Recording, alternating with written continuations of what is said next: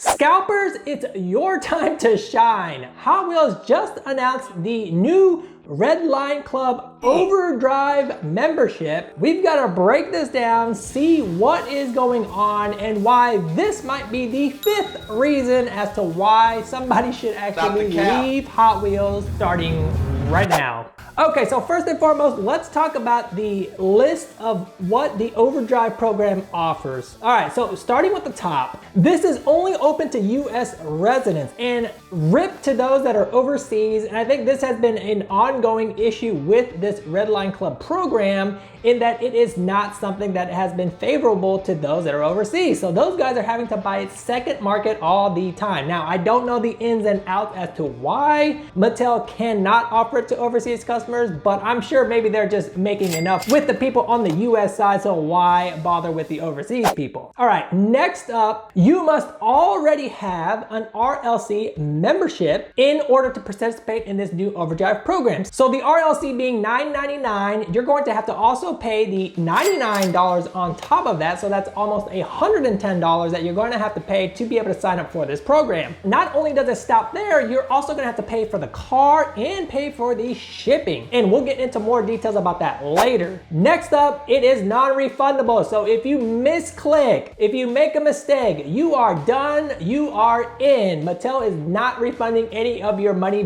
back. Cash in the bank for them. So the next one up here, user pays all the applicable fees for taxes and shipping and the price of the RLC. So not only are they getting you for the membership, they're also getting you for the price of the car, which they're making money on. They're getting you for the membership, which they're really making almost everything on. And then you guys pay for the shipping, which I'm sure they're making a cut off of that. And then finally the taxes. So they're not gonna be losing out on anything. And this to me looks like something that's gonna be a money-making machine for Mattel. Now, it would have been nice if Mattel maybe give you guys some slack and maybe they introduced some other benefits, not just the fact that you get first dibs on an RLC, but maybe they could have hooked you up with free shipping. Maybe they could have hooked you up with some sort of other incentive as to just buying a model car. Really, you're not getting anything out of this except the fact that you're gonna be first in line for an RLC. Now, this is the part where I introduced that scalpers will be all over this, and why wouldn't they be? To me, the casual collector may not have an advantage on this because maybe those guys only get 1 or 2 of the RLCs a year, or tries to at least, with all the debacle that goes on in trying to get an RLC. But this way, they do get first dibs. But is it worth it? Because if you're only getting 2 RLCs a year, let's say, and I think they release about 1 to 3 every week, so I don't know, my Asian math is not working right now. 14 to 17 cars, something like that. But if you only get 2, then really you paid $50 for each one as a membership, and the car, and shipping, and taxes, and the RLC membership itself. So are you really getting an advantage there? I guess if you have to buy it secondhand, then yeah, you don't have to pay a scalper to buy it, and you do get to save a little bit of money.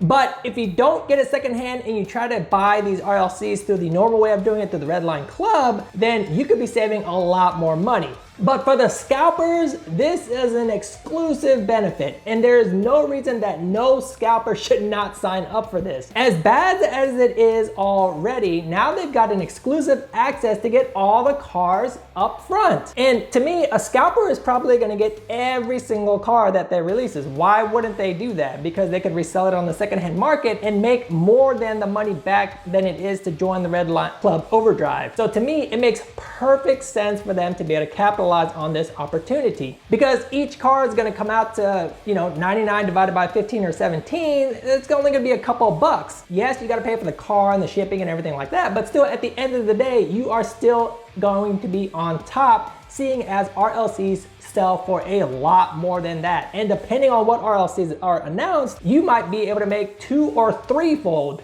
Who knows? To me, this just seems like an opportunity for Mattel to capitalize on a secondary market, because they know that scalpers are going to be signing up for this thing left and right. So you're pretty much paying Mattel upfront to get scalped in a sense. The other thing that I'm not sure of is how many of these memberships are actually going to be available, because you have to also base it on the fact of how many diecast cars do they even produce. If they have more memberships that sell over lower the number of die-cast cars, well, then nobody in the RLC is even going to get a chance to see the RLCs that are releasing because all the Overdrive customers would get first dibs.